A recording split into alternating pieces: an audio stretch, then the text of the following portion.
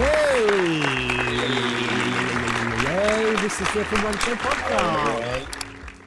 I'm your host for the most, Wayne, and this is the man in the pits with the hats, Brendan. Say hello, sir. Hello. I'm here with my beer tonight. Hello. I'm going for the What beer. What background you got there, sir? What background's that? Oh, we're still in Austria. We're still in Austria. Keeping it real in Austria. Flight delays, mate. Flight delays.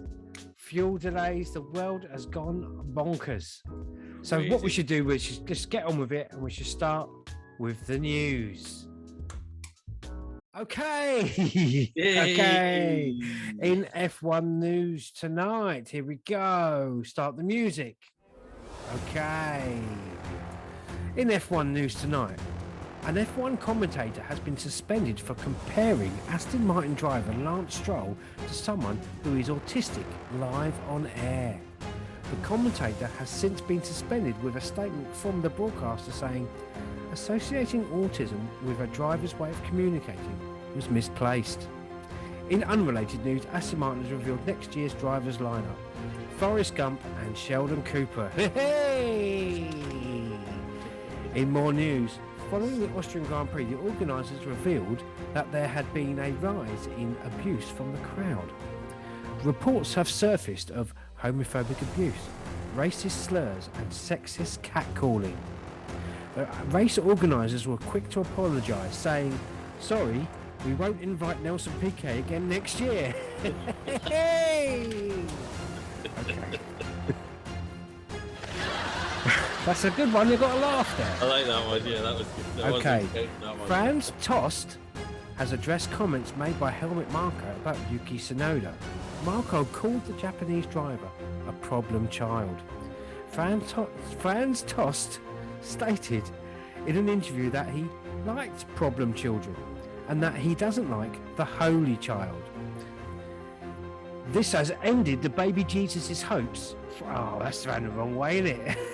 This has ended the baby Jesus' hopes for an F1 debut drive next year. Although Chucky is still a person of interest.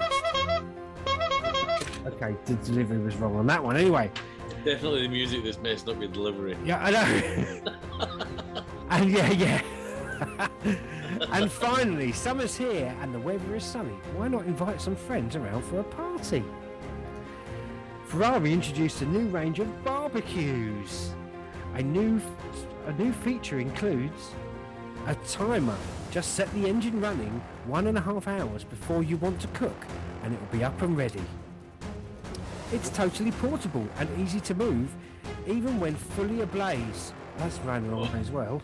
Even well, you know where it's coming. Even when fully ablaze. Ferrari barbecues have previously been endorsed by Niki Lauda, stating, I can't see a better way to cook my Austrian meat. That's bad. There it is. The timing, impeccable as always. Probably all about the F1 news. Thank you. Hey, see? How'd you like those? Those were quite good, those ones this week, weren't they? Better There than were normal, some of my best. Some of my best. I really stretched it out there. Some of them a little bit, edgy. Some of them a bit edgy. Always, but hey, mate. Always. we can talk about some of those subjects as well. Yeah, I Because think they're going to come up. I think so too. First of all, should we go straight to pit talk, or should we do the? Yeah, let's go. Let's go for a little bit of pit talk.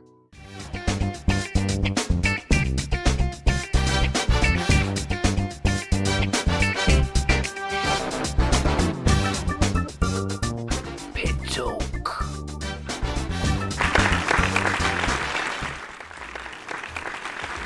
Hey, that's the pit talk entrance or animation intro, not entrance. It's not an entrance. It's an intro. Is it an intro? I don't know. What are we talking about? What a race! Did you What enjoy a race! What a Who race! thought 5 cars would be going into turn 3 like that? Did you? I mean, that was one of the highlights of the race. 5 different teams, 5 cars fighting for one position into turn 3. That was phenomenal. Yeah, and first of all, what did you think of the sprint race that we didn't even talk about last time because we didn't realise it was going on? What did you think of that? I watched the highlights. because it's a bit. But I think it's starting to get a bit of traction. I think there was a lot of mistakes appeased for. There was good, Sergio Perez did a great job. There was a lot of benefits from it from a lot of the teams that they wouldn't have necessarily got. I mean, he shouldn't have been out on the track in Q3 to start with. Yeah, I don't understand that. That's a subject that we need to talk about, is the marshalling and stewarding decisions across the whole weekend. That's been a contentious issue with a lot of them, and yes, we are going to talk about. We're talking about it right now. What do you think of some of the marshalling? I get that the new regime, because it's not just the one race director, they're interchanging, aren't they? It's not just the head of the FIA, right? I get that, and your favorite thing, and your broom sweeps clean and middle management and all this kind of stuff. And I get that. We'll get onto those. I get that there's rules that need to be imposed, and the rules are there for a reason. Yeah. But if they've not been imposed for so long, I mean, the track limits was quite a visible one, and there was so many drivers. It almost feels it's a wrong rule to bring in right now, because they can't see the wheel. They can't see where the wheel is in relation to the line. And is this a new rule just for Austria? I mean, no, it's always been the rule. It's just been enforced, right? The same as Parc Fermé with not getting help from your physio. Nobody's allowed to touch the car or the driver until the driver has been weighed and the car has been inspected, right? So they should they should have their helmet in their hands and go and get weighed, and that's them in Parc Fermé until they shouldn't be running up to their teams and hugging them, right? That's a breach of the rules, but it's never been enforced. Now they're enforcing it, and it's. But why? Yeah, why? Set up a different mechanism then, right? Get them out of the car, fence it off into the Parc Fermé area, and back out to the teams, and then I've never seen that enforced. That is the first thing they do: is get out of the car, run up to their teammates, hug their wives and significant others, and I just don't understand why all of a sudden this is a thing. It's the new regime bringing it. It's the pants and piercings. It's the white lines. It's all these rules that haven't been enforced for so long that are now the new regime have decided to enforce them. There was an incident in the drivers' meetings, I think, with Vettel.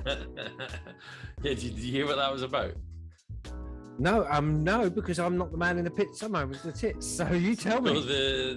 I think I've got some details over here, but he basically, for the drivers' meetings on a Friday afternoon, they have a rough agenda of what they're going to talk about, right?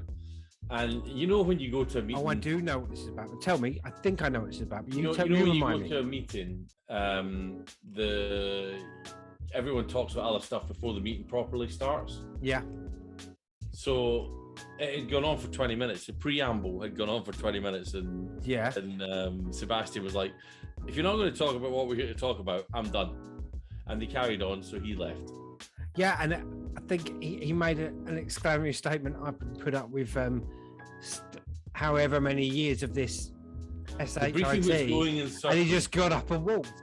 And you can't blame the guy. He's been in this sport for so long, and if he's had to sit in these meetings, and once again, I do think it's another one of those questions that's asked to. I'm going to say it. Management, they don't have an answer, so they just brush it off. Yeah. And Schumacher this happens in all businesses, mate. Yeah. There are big things, like we talked about this before. Big things that need to be talked about are pushed aside by little things that they can control. Because no one wants to take decisions, take the responsibility for the big decisions. They're all scared of a repercussion of something. So what they do is they just push it into the long grass. And I think that's the frustration that Vettel must have been feeling. So this is from motorsport.com, right? Go for it. And this is the report. It said, Go for it.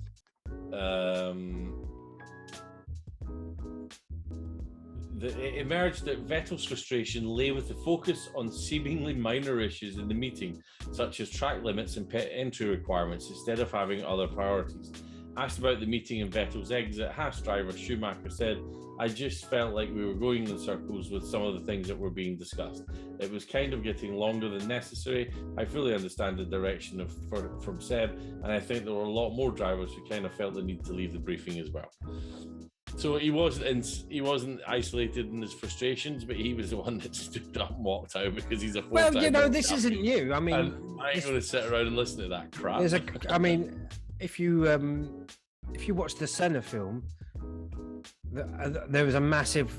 Which you haven't seen. I'm really upset about this, but they have cameras in the drivers' meetings there, and Senna just gets up and walks out on one of them because they can't make a decision about. I think where one of the corners in the Japanese Grand Prix, which lost him the Grand Prix and the championship the year before, and they're trying to talk about it, and Senna says, I've had enough of this. He just gets up and walks out. And another interesting thing again that Seb brought up was, where's the money going? It's just like, oh, we're going to fine you. Well, how much?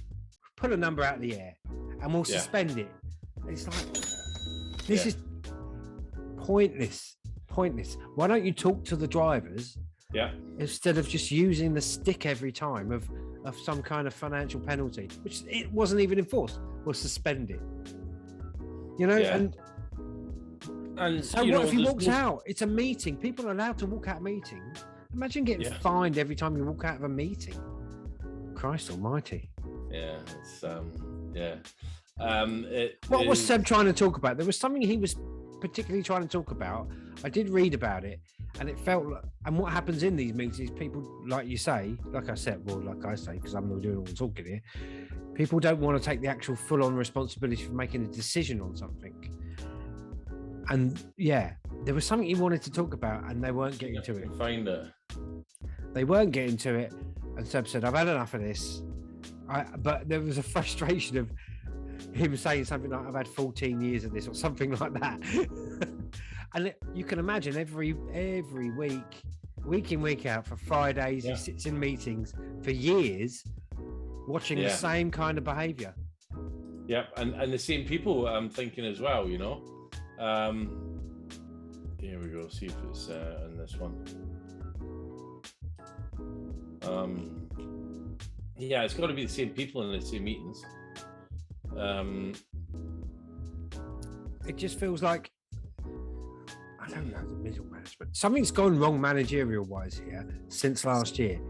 Let's be honest, Michael Massey or no Michael Massey. Before that, Michael Massey's been become a bit of a whipping boy. But he's been the race director for every. What's happened here, and this is part of the inconsistency, is they're alternating race directors, if I'm not mistaken. Consistency, so every other race there's one, and then there's the other. Whereas last year it was just the one guy, Massey, I think.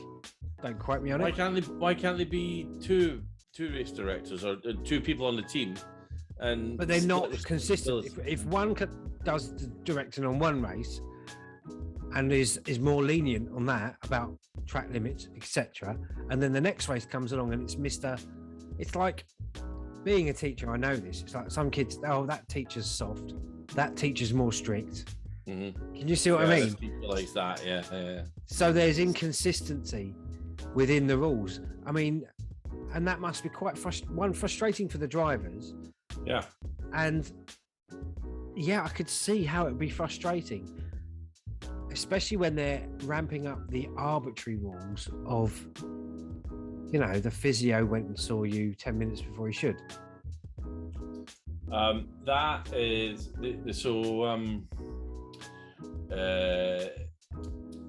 in a note that was sent to teams on Sunday morning, the FIA said, other than team mechanics with cooling fans if necessary, officials and FIA pre-approved television crews, photographers, no one else will be allowed in the designated area at this time. Drivers' physios must wait outside the cool-down room behind the podium until the podium ceremony has concluded. So that means that so it must have been like Angela and people like that, you know, Lewis's physio. Yeah. Must have been helping out and given, you know, inside that designated area. And part of the problem is if you treat people like children, they're not going. These are adults. In part, this is to prevent handing over of items to the drivers prior to them being weighed. Yeah, but what? Dumbbell? Well, yeah. I mean, if they get weighed before the race, and then they slip them a weight or something, and then they give them the weight back. But you've got to have such a negative view of people to enforce those kind of rules. Yeah. I mean, why would you do something like that? I mean, there's so much scrutiny, and I don't know. I don't understand it. Don't understand it. Yeah, and so a lot of heat is coming towards the new race director guy, or the new FIA guy, Fayasi or Mohammed bin Sulayem. Yeah, the FIA director. Yeah, rich guy. Let's just call him rich guy. The Saudi guy. Yeah, well, he's not going to be short of a few bob, is he? He's not, you know. Oh, Saudi. Especially with those oil prices these days. Well, it's just one of those things, isn't it? It's one of those. So what else can we talk about in Pit Talk? We can go through the teams. Yep. The race was fantastic to watch. The wheel-to-wheel action that was available. This is what they redesigned the cars for, I think. Yeah. For whatever reason, this track suited it. It was wide enough. They were close enough. There was just enough space for them all to go around the corners together. It was great. The amount of overtaking. I wonder how many overtakes there were in that race. How many position changes. Yeah, and what I found was what was interesting. I thought was with the sprint race, it's incredibly handy for the teams to suss other teams out, because you can see it's almost like you're giving your opponents your pace for, like, maybe you're giving away your overall pace, etc., to the other teams in preparation for the big race the next day. There's different fuel loads, there's different strategy, there's quite a lot of different things you can. The tire wear, you've got a set number of laps, so you know how to wear the tires, so you can dial the downforce up or down depending on how much degradation you've got. Well, Leclerc pointed this out. He said he'd learned a lot from the sprint race on how the Red Bull was racing. That's what he stated. So after the sprint race, he'd learned something. I almost sounded like I'd read the article as well, and not just the headline. It must have gone the other way as well. They must have Red Bull learned about Ferrari. So I was surprised. I thought after the sprint race, I thought this is a Red Bull race. That's it. And everybody said that at the beginning. Everyone was like, "Oh, this is Max's to give away." And I didn't expect it to be dominated by Ferrari up until near the end. I really didn't expect that, and they did dominate. It was nice to see that, actually, because it was unexpected.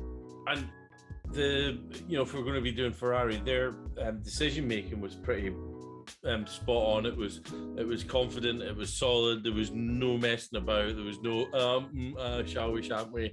Oh no, I want to stay out. No, you're coming in. It was boom. This is what we're doing. This is the plan we're doing. This is plan E. They told Carlos we're doing plan E. How many plans have you got to go through? That's 5 to get to E. That's quite a lot. It's quite a lot of. So they must have written. Lads? Well. I suppose that if they've got that many plans, at least they're planning. It seemed like previously they were just wrong-footed by everything that happened in the race and had to make quick decisions. But if they're turning around and saying there's a plan E, it means they're actually thinking about what's going to happen. A lot of contingencies. And so I thought Leclerc drove an excellent race. Yeah. Kind of complained about something wrong with his pedal. Yeah, that was something that was sticking. It was an electronic issue, or it was a mechanical issue with the electronic pedal.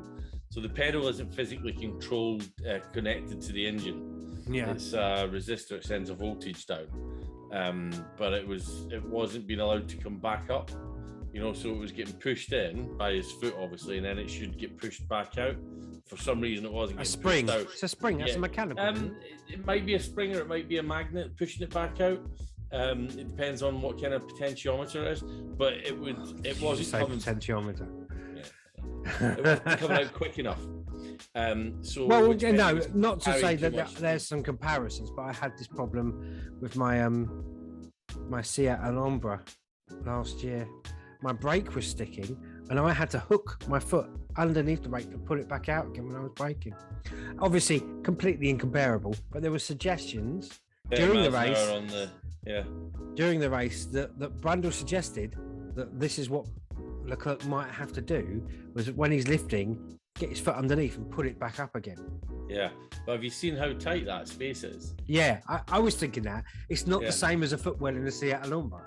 No. And even in an Alhambra, it's still pretty tricky to get your foot underneath one of the pedals. I had to do it because it was, the brakes were sticking, and I didn't know this was happening, and it burnt out my brakes, all the steams, and I had to get new calipers, everything. I didn't need the new calipers. It turned out that the brake was sticking, and I had to pull it out with my foot, which rectified the problem in the end after numerous times doing it. You've had this car thoroughly serviced before we go away now, it's perfect now, mate. Don't you worry. It's going to get us to Belgium. Yeah. Okay. And back? Well, things are going to happen. We'll have a plan H. Right. Okay. Mercedes. It was a good weekend for them, wasn't it?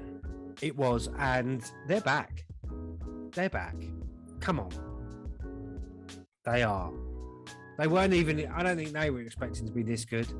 No. Or was it all sandbagging? Let's use that word, sandbagging, again.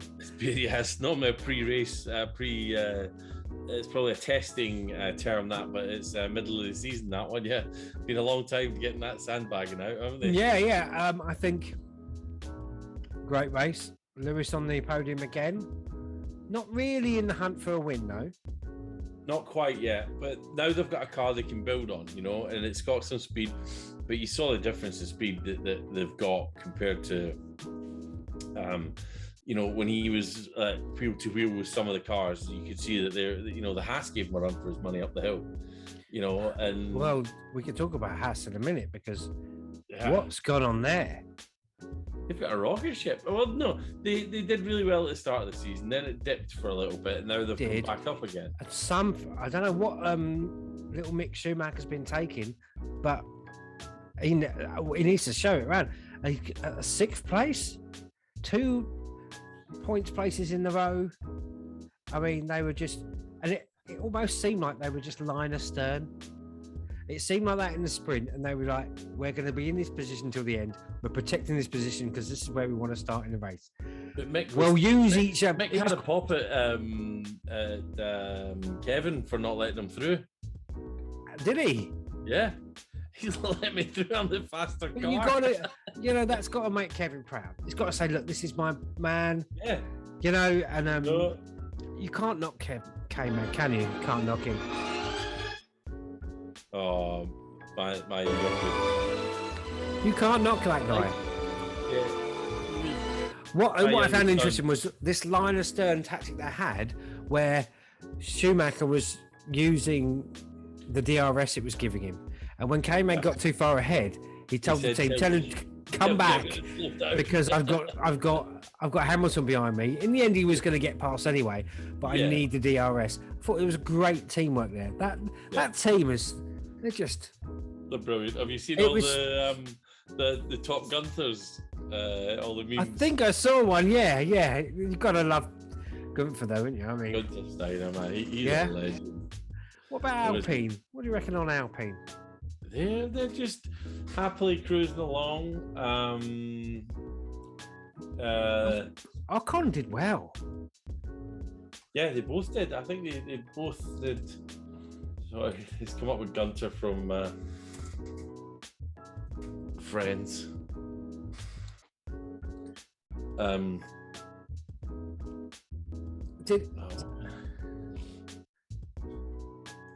Go on. What are you saying? Oh yeah. What were we talking about? Well. Yeah, Ocon did really well, and so did Alonso. I mean, Ocon was up in 5th, and Alonso was 10th. But I mean, he had a solid race. He was in amongst it for quite a bit of the race, and he, his waggy finger at Yuki. That was you could go over and shut the door on him, and he was like, no, not when I'm onto the grass there. Yeah. So Alpine.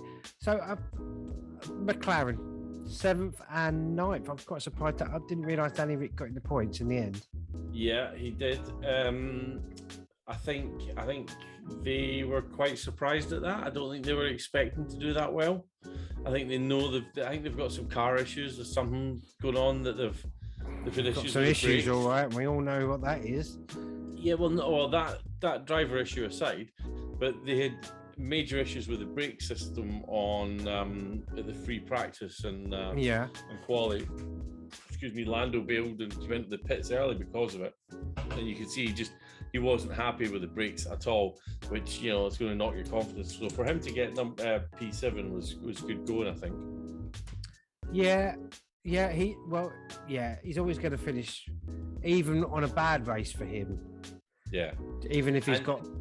To be fair to Danny malaria, he'll drive that car around and get it in the points. Let's be honest. A beautiful sunset at the moment, but to be fair to Danny Rick, a lot of why he looks so crappy is because he's up against Lando. Lando. If you imagine Lando in George Russell's position, they just got the break of the teams. If Lando was at Mercedes, he'd be doing exactly what George is doing. He's not held back by the car, but. He's out driving the car, I think. Do you think he's excelling in the car and it's not Ricciardo failing in the car? I think it's probably 25% Danny Rick failing in the car and 25% Lando out driving the car and 50% a crappy car. So it's making them... What was it? Say, what are those percentages again? Start again, sorry. 25%... It adds up to 100, mate. Yeah. So, Williams, 12. When are Williams ever going to turn this around? And when is Nick Latifi going to go? He didn't finish. He went that time. Yeah. I think that's a good showing for Williams. If you look at last year with George Russell and they were 18, 19, and the only person behind them was your ex Nicky.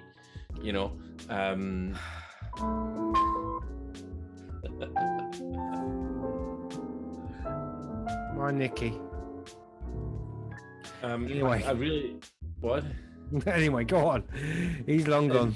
So I think they're doing well. I think he was doing. Sorry, I think. It's been a long day for you, innit, Princess? Mate, it has. I think Alex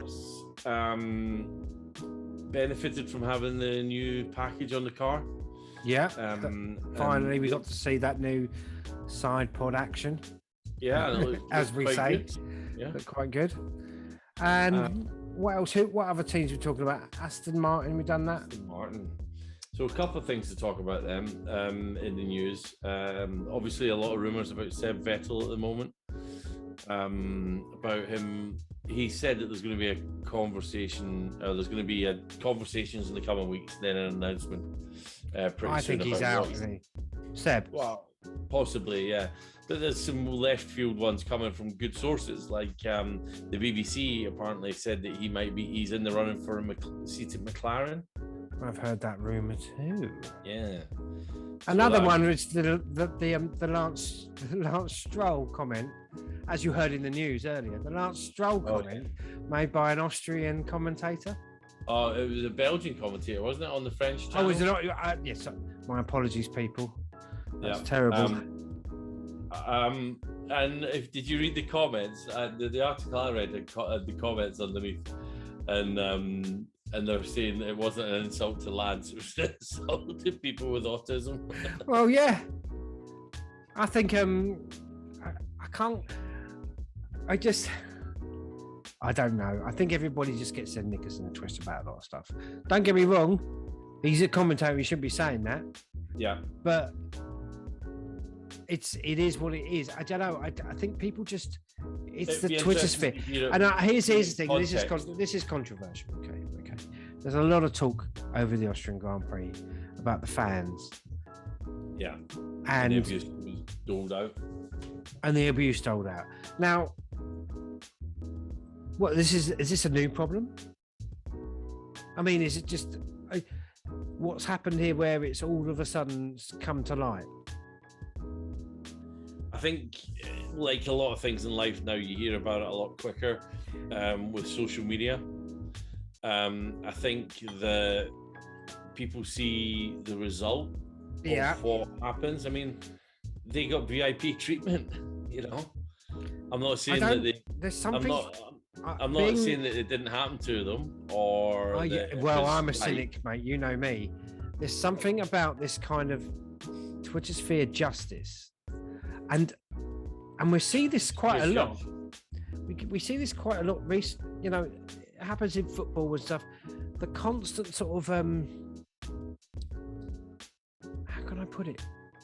This isn't to condone any kind of behaviour, but the media and sports attacking their own fans. I don't know. It just and labeling their own fans.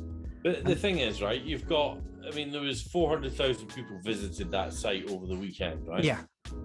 You're going to get loon balls. You're going to get nutters at every sporting event. You know, you're going to get them. You're going to get people that have got different views and different, especially when it's a team sport and it's individuals and there's nationalities. And I think in a game like football, it's Reds versus Blues, right? It's very demarked. It's very clean what team you're supporting, right? But there's a lot of Dutch fans there who might have been supporting Lewis Hamilton, right? There's British fans that were supporting Max Verstappen. There's Red Bull fans that were wearing Danny Rick merchandise. And the lines are all blurry, you know. So you think in that context, I feel like sometimes this is hard to pick out people. A bit of an extension of the political rhetoric we've had for the past 10 years or so. I read an article today about it, and we don't stand for racism, misogyny, you know, and for me, we've had this for 10 years. Races won. What? We races won. We races won.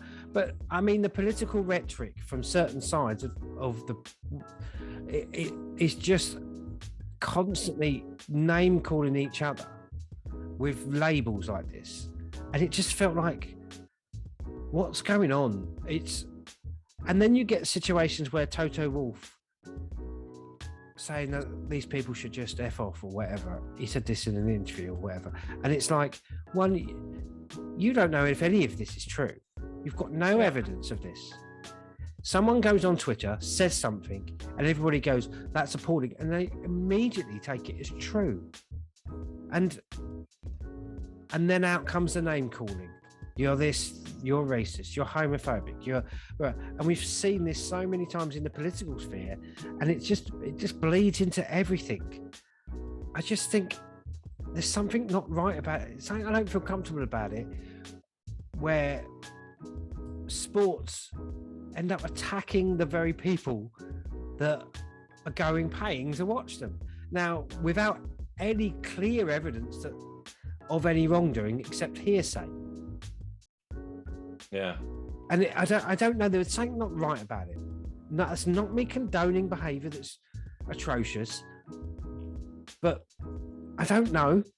We see this a lot in the entertainment industry as well. Like people who criticise sort of media companies like Netflix, and Netflix will turn around and go, well, if you don't like it, don't pay for it as well. And they have to immediately go on the attack.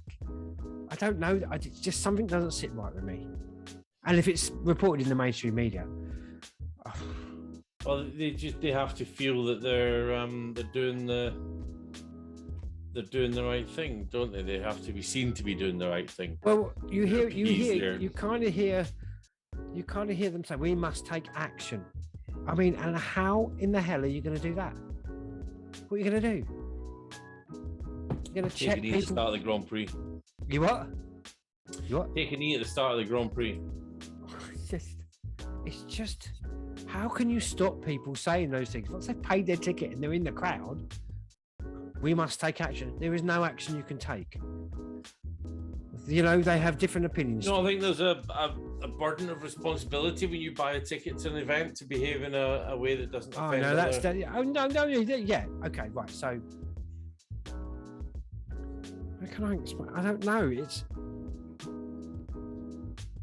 That's an interesting kind of swivel round of the consumer responsibility. It's like me saying, well, I've got a burden of responsibility because I've purchased this product. I don't. I've purchased it. I don't know. I know what you're saying, but so it seems like an inversion of the. By buying that ticket to an event, right? You want to be entertained, and you want to enjoy that, right? You also expect other people not to interfere with your enjoyment of that event, right?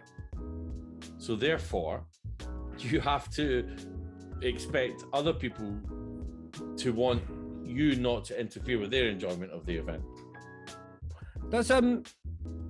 Does someone stood next to you shouting those things? Does it really hinder your enjoyment of the event? It would depend. It's an interesting question, isn't it? I'm not. Yeah. I mean, you think, oh, that's horrible. It's so that kind of. Have you been to, I know the answer to this before I ask. Have you been to a football game recently? Not recently, no. And when I was at a football game, I was working in the posh boxes at the top. Wasn't that great? When you go to certainly a Celtic game, there's stewards at every entrance. They're up and down the place, right? If you start singing sectarian songs, if you start saying things that are off color, that are could be construed as offensive, you get a verbal warning. I think you get 2 verbal warnings, and then you're out. But the problem is, who decides what's offensive? That's, for me, is the big question. The club have laid it down. Okay, so where did offence is only ever taken? It's not actually given, is it? Now you can hear me out on this one. You can. We're running out of time. We're running out of time on this topic, but it's one that will run. I fear. But I'm not. I mean, if someone decides, excellent to one another, man. Well, yeah, but one person's joke is another person's offensive language. See what I mean? Yeah. Yeah. Yeah. So turning around, let's say someone next to you's, getting hit up over. Oh, calm down, sweetheart. Bang! I'm offended. See what I mean? Who decides? You can't decide offence on that arbitrary.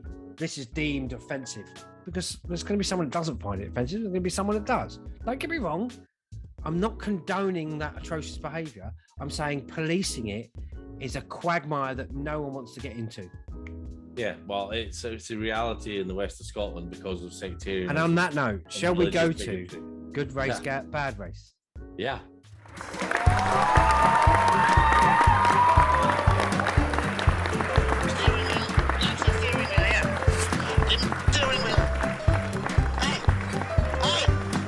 Steering wheel, somebody tell him to give it to me. Come on, move. Hey, that's good race, bad race intro. After that hot political debate we just had. Okay.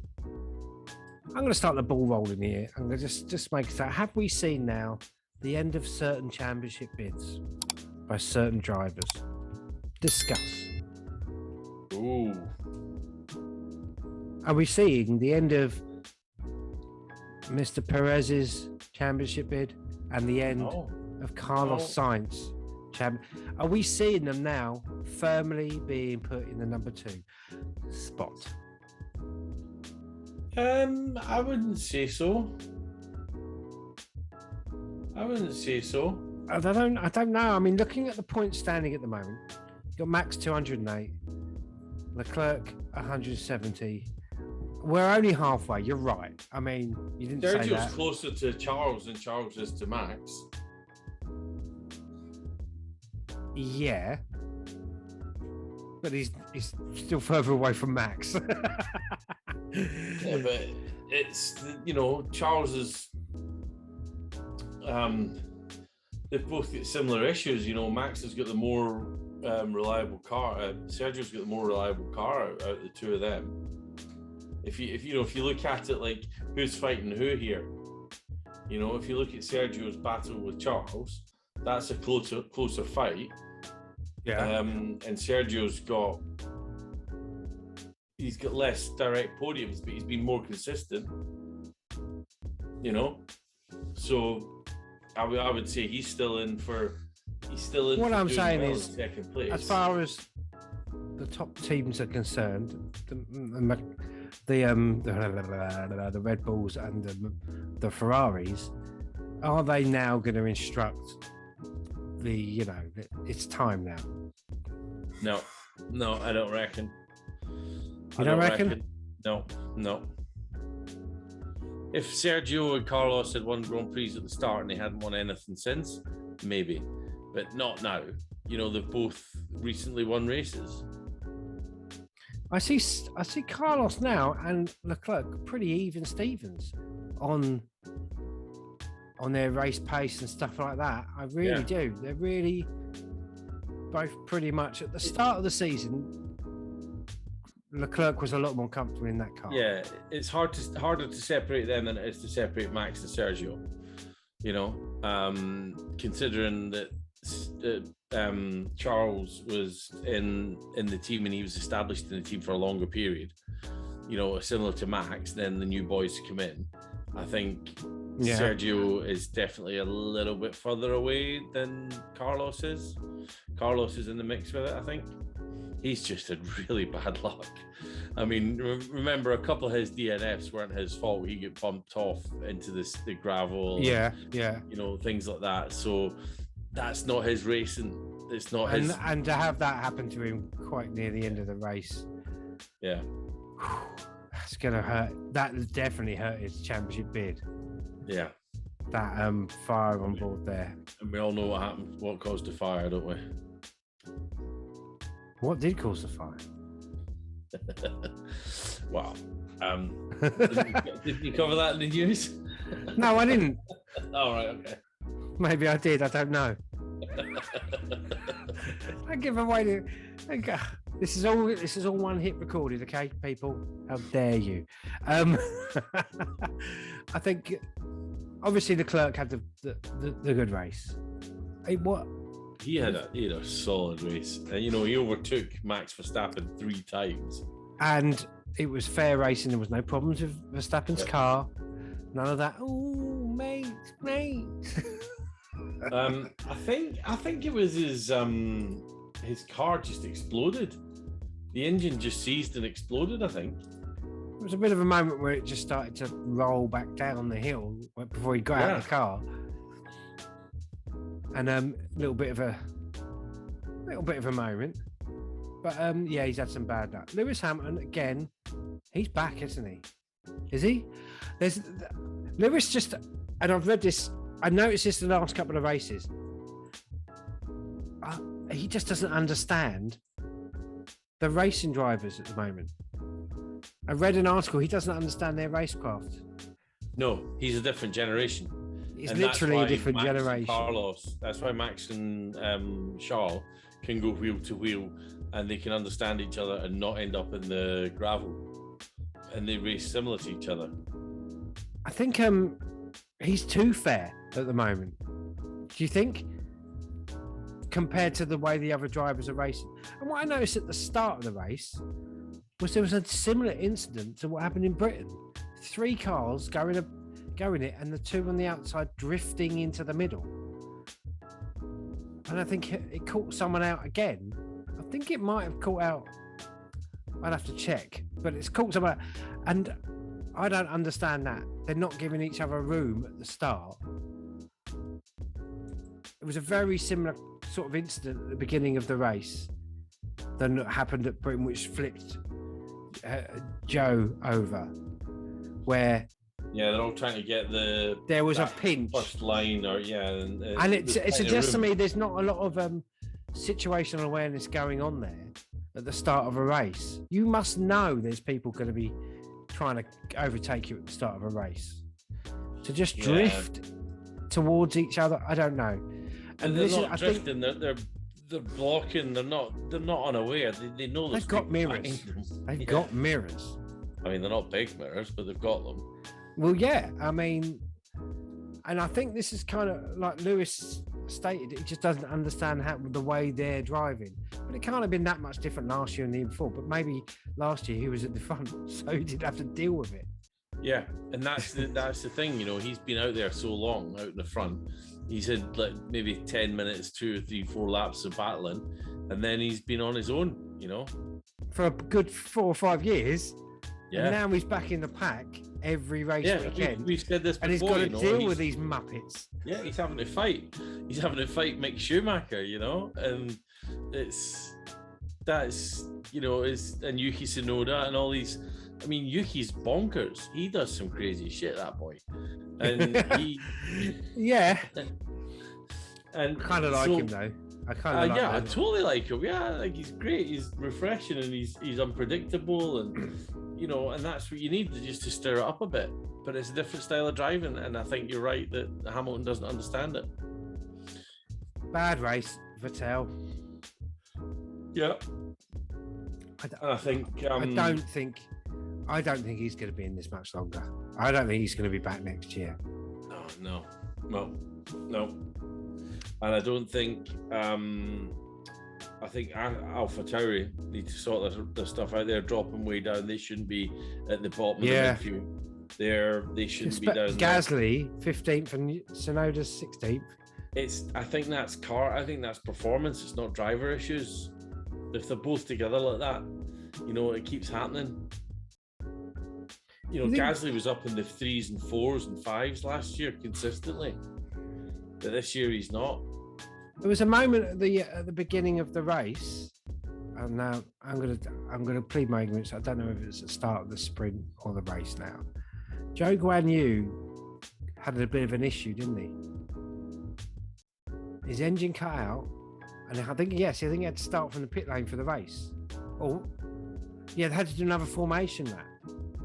And he had to pop into the pits. I think that was the...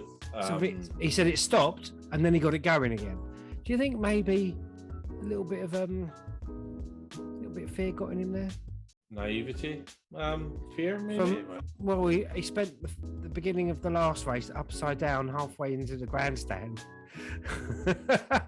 And now there's the start of another race the next week. He said that he's not, again, this is a different generation of driver, right? They're talking about the things that worry them. They've been open about mental health. He was quite open in saying that he's been in crashes before where it's bothered him and he's been worried about it, but for whatever reason, this one didn't affect him like that. He wasn't aware of what was going on. He just felt he didn't realize where he was. He didn't realize the danger he was in. It might have been one of those things where at the time he didn't, and then he's gone home, watched it on the telly, and gone, oh, that was impressive. Was that me? That's why I've got a sore head. Oh, yeah. That's another couple of inches on my height there. Oh yeah, Yuki's helmet would have been perfect, Nick. yeah. But do you think, I don't know, when he slowed up and he said, I can't start it stopped, and then it started again, it made me think, oh, this boy might have a bit of the fear going on in him. Maybe that's interesting. Valtteri hasn't done much recently. No. Well, they're kind of... They've slipped back again, haven't they? Them and AlphaTauri slipping back. They're still beating AlphaTauri, aren't they, in constructors, I think? I haven't checked the constructors. I was just mainly... Yeah, they are. Alpha are above... the constructors is Red Bull, Ferrari, Mercedes, McLaren, Alpine, Alfa Romeo, Haas, AlphaTauri, Aston Martin, and then Williams at the back. Yeah. And Williams, for me, if that's the best they can do with upgrades, come on. Well, 12th is good for them. McLaren have been at the back for quite a while. Now they're right up there. Why is Williams not making any progress here? They've only had Doralton's money for a year now. Right? Yeah. That it takes a while to get the people in place, get the products moving along the production line, get the technology upgraded, do all that. You know, they're doing well with Alex and Jos Capito. I like him. He's a good team principal, I think. Yeah. I think they probably made quite nicely out of George moving to Mercedes. They probably made some money out of that. Yeah. But I think it's going to take a while to see any real performance in them. It's like a new manager in a football team, you know. There's a spurt initially where the new manager comes in, and it's all the same people, the same equipment, and then there's an improvement because it's a new manager. But then they settle back down into the curve, and then it takes a while for the new manager to build the new team. Yeah, it just seems like Williams have been there for so long. I mean, they used to be quite. I mean, even when they were being bad, when Bottas was with them, they were still top 10, but they've just gone backwards and backwards. You know, well, they're still top 10 now in the constructors. Number 10, yeah. Obviously, Albon, the Catman, had a good race for him. Yeah, Bottas, solid, but he's not in the points. Alonso just in the points, but he's having the time of his life, Alonso, at the moment. So you can't knock that man. He is showing all these kids what to do. Yep, 100%. And you know, for him to be, you know, 10th, he's in the top 10 of the driver standing. That's pretty good going at his age and with the car that he's got. And you know, Esteban's not too far above him. He's in 8th. How old is Alonso? I mean, does he give me hope? 41, I think. Oh, maybe not. Maybe not. Alonso. How old is this young man? Fernando Alonso, age. I'll scroll it. Come on. 40. 41 on my sister's birthday. There you go. A little bit of a tidbit there. See, now immediately, this is Wikipedia all over. I want to click on. Who's this spat? He's been married a couple of times. Oh, Jesus, this is not good race, bad race anymore, is it? It's this not is gossip. good podcast material, mate. Linda Morosselli. I'm going to tell you now. I'm going to click on her, and I reckon she's 10 years younger, at least, right? What's wrong with having a wife 10 years younger than you? Didn't say there's anything wrong with it. Didn't say that whatsoever. Okay, she's not 10 years younger. Right, are you going to get I'm pervert at Alonso's missus. Are you going to get the driver standings up? Let's see where Let's get the driver standings. Okay, so predictions. Have we not finished good race, bad race? Good race, Leclerc. Yeah, I think we've covered all the teams. Bad race, Nicholas Latifi. I think out of all of them, Nicholas Latifi. But out of the DNFs, definitely.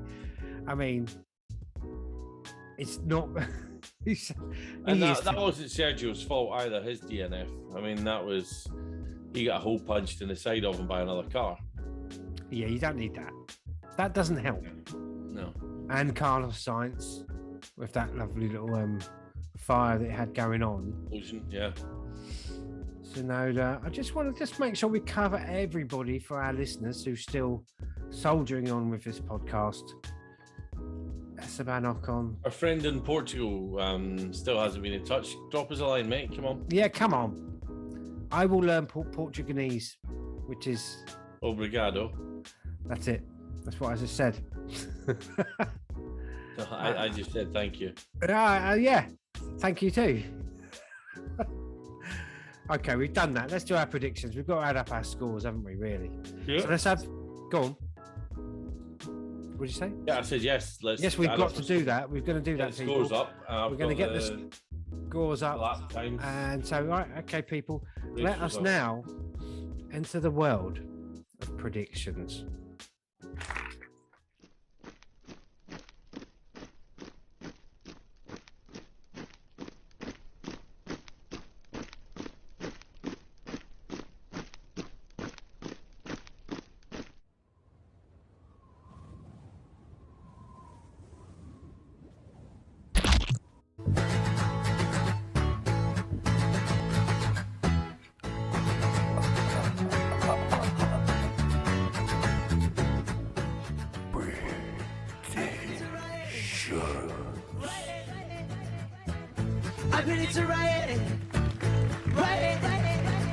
Okay, people, that is the predictions animation speeded up on request by one of our loyal listeners. Okay, let's get up. Last time we've got to add up our scores, haven't we? We won't be doing our predictions for the next race, obviously. No. Because we've got another week. So let's get those scores up that I did save. I did save them. Yay. Well, don't say yay yet. How the heck can you find them again? For crying out loud. Oh, What is wrong with me? Why is it? Open recent. More. Go here. Predictions. I think we're both going to be disappointed, aren't we? Are we? Here we go. Remember, I don't get to see these again. You can look at them again and check how we got on. Yeah, and you can accuse me of cheating, but that never happens. So let me just quickly zoom out so our lovely viewers can see on YouTube. Zoom. Okay, let's just do this. Let's just do that. Push that button, the button that used to work. Great content for those of you listening. This is great content. Sorry, people. Sorry on the podcast, which is the best Formula One podcast, I'm told, on Amazon Alexa. Oh, that's not on. What's going on there? Not even said anything. Okay, Alexa, play the Effing One Show podcast. I've got my headphones on, mate. Can't hear that.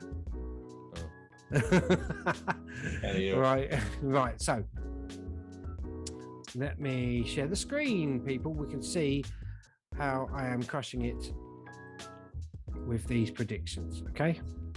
Yeah. Okay, let's do these points. Let's get a. Where is my tools? Where's my draw? Let's do that. Okay. Can you see, sir? Can you see what I'm doing here? Okay, here we go. Let me just check the pen. That's not the pen. That's the pen. No, it's not. That's the pen there. Okay. So here we go. Let's add up our scores. Who won the race, sir? I think that was. Oh, we'll do your scores first. Who got pole? Verstappen. So there's no point. Pole was Max Verstappen, yeah. So no point there for you. Nothing. Who got the win? Verstappen, you put there for the win, so that's nothing. That's 1 point for you. I don't know why I'm crossing it out. It's 1 point. 1 point for you. Perez, nothing. Sainz, nothing. Where did Russell come? Russell finished in Fourth, wasn't it? Fourth, yeah. You get 2 points there, buddy. Leclerc, you get 1 point. Yeah. 1 point for the GOAT, Hamilton. Yeah. Norris, where did he come, Norris? Norris was seventh. Oh my God, that's 2 points for you again. Bottas, nope, no points. No. Alonso, you get 1 point for. 1 point, yeah. Nothing for Albon. No. Fastest lap, sir. The fastest lap time was 1 minute 7.275. Oh, you twat. Nothing for you there, sir. Lap. Who did the fastest lap? Max Verstappen. Oh, nothing for you there, sir. Oh, what a shame. Let's do mine now. Who got pole? Verstappen. Oh, don't do that. Verstappen, so that's 1 point for me. Fastest lap. Verstappen, that's 1 point for me. Lap time, closest, me, 1 point. Okay, let's go down the order here now. Perez, nada. Second, 2 points, Verstappen. Third, I think you'll find that as the GOAT, Hamilton, 2 points. Fourth, Carlos Sainz, nada. Fifth, Nada. I get 1 point for the man there, and I get one Russell, people, and 1 point for Leclerc. Yeah. Norris, where did he come? That's 2 points. points. Oh dear, this is not looking good for you. Bottas, nothing. Nothing. I got K-Mag. No, I didn't get K-Mag in there. I got Schumacher in there again. I backed him again. Is it 1 point he got 10th? No, he got 6th, didn't he? Yeah. So, this is not looking good, I'm afraid, Mister. Nope. Let's add your points up first. 1, 2, 3, 4, 5, 6, 7, 8. 8 plus, add it onto 81 is 89. 89 there. I'll put that there. Okay. I might have to get my calculator right here. It's going to be quite tricky. Right. 1, 2, 3, 4, 5, 6, 7, 8, 9, 10, 11, 12. Add that to 92. What were we going to get, sir? 104. Cross that out and put that above there. 100 on 4. It was looking so promising, wasn't it? It was looking so promising. And then it failed. Then you failed, I'm afraid. So there you go. There's the predictions. I am crushing it against the man. As always. As always, I've got lucky. I have been getting lucky with those lap times. But you got it last week. You got it last week. A lap time, yeah. Yeah, that felt well. Okay, so let's quickly, before we go, have a quick look at Paul Ricard. Just quickly. Oh, yeah, okay. Because that's not this weekend, is it? Can we just confirm that? Because we've been getting our timings wrong on this season. Sunday, 24th of July. 24th of July. Okay, so first of all, let's save this. For the love of God. That's not the right button. Let's stop sharing. Stop sharing for starters. Stop sharing before I have an aneurysm. For while Wayne's doing that, the circuit Paul Ricard was first used for Grand Prix 1971.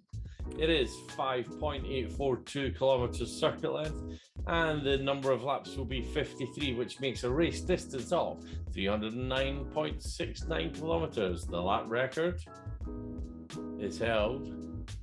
Oh, lap record? Yeah. It's 1 minute 32.740. Set in 2019. It's going to be Hamilton. By Hamilton, the GOAT. Sebastian Vettel.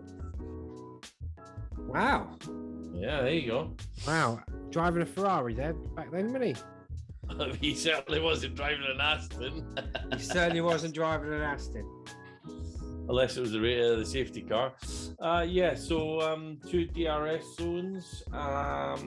One on. Who's it favour? Who does it favour? Who won it last year?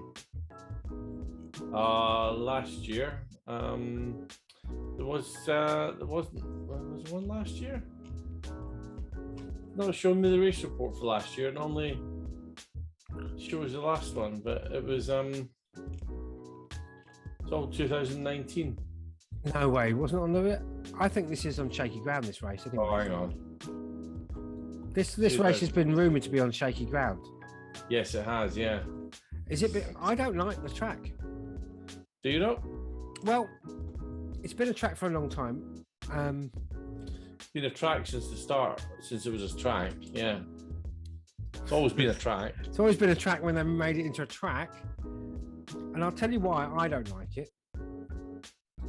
It's what they've done with it, the design of it, as in those stripes. Hang on, Max Verstappen won it last year.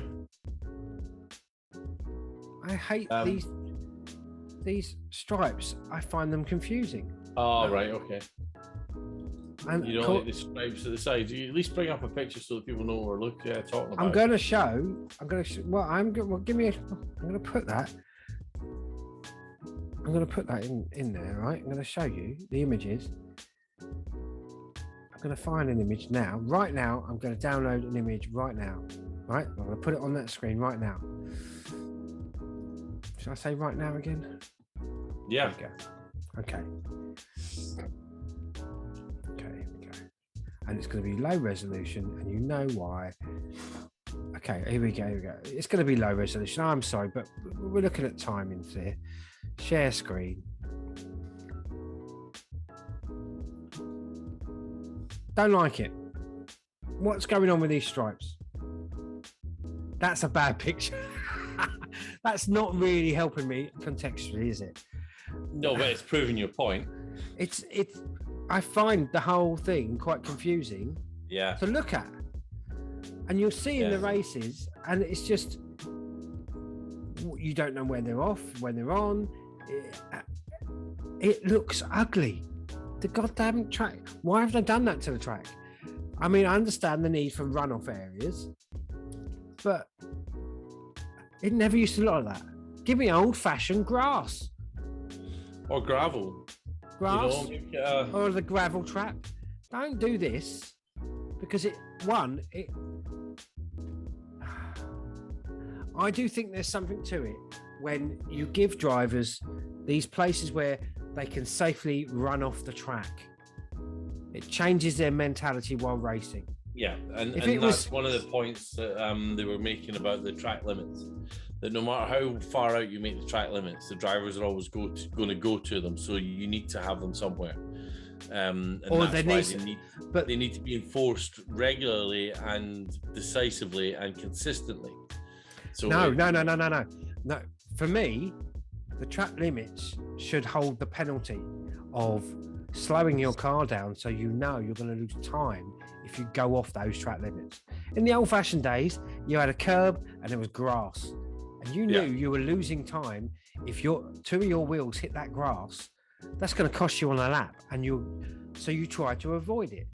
There's no penalty in speed, is there? If it's all flat, where's the penalty? And when you have it the old way, you're going to risk damaging your car. Yeah. And that's it. It should be the risk. The psychology of the driver then is going to be, well, no, I'm going to be... The white line should just be right where the grass or the gravel or anything like that starts, or the curb, the big floor destroyers. Yeah. You got to think, okay, that's going to hurt my car and ruin my race or my lap time, etc. That is the biggest deterrent for going off, isn't it? I mean, am I wrong? Yeah, and, no, I totally agree with you. This stuff, as much as they applaud it for being safe, it's not a deterrent for the driver. I mean, look, this is a photo here. What's going on there? Yeah. Did any of those cars receive any damage doing that? None. Probably some of them gained an active, an active advantage. They definitely didn't receive any floor damage on the car. They didn't slow them down. I just think... And they can continue racing afterwards, which isn't the point. Yeah, if you're going off all the time, I don't like it. And aesthetically, it doesn't please me as a track. It just looks unpleasant. Yeah, and that's those stripes are not pleasant. And who have we got after Paul Ricard? After that is Hungary, and then it's going to be the sunniest weekend ever at the Rolex Belgian Grand Prix on the 26th, 28th. Because after the Hungary Grand Prix, we've got the summer break. So there's 3 weeks. So we've got 3 weeks to get ahead, and people, we're going to be at the Belgian Grand Prix. Is that right? Yep, we are. The whole weekend we're going to be It's there, and hopefully we're going to try. I think we should live stream it on Facebook. Yeah, I think we should. Yeah. Yeah, because we have the technology. I'm going to film stuff. One day I'll get We need to time. sort out the data though, and how we're going to pay for that. There's a Wi-Fi on the site, on the track site. Dude, we're doing that, and that's it. Okay. I think I get roaming, don't I? Do you get roaming, or is now we've left the EU? Those bureaucrats. Yes. Yeah, we've got to pay a lot more. Bureaucrats. It's another kick in the nuts from the Brexiteers. Oh, don't you? Why would you start that this late in the podcast? And on that note, And on that bombshell. before I'm going to declare my position now. I'm a leaver. I'm guessing you're a Remainer, so that's going to be a lovely conversation for another time. Are you a leaver or a Remainer? It's screwed the country, mate. Okay, and on that bombshell.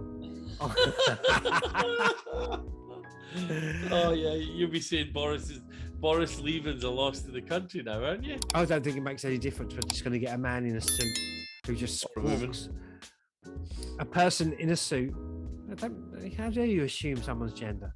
We're going to get a You person started it. in a suit squawking, towing the party line for the globalists.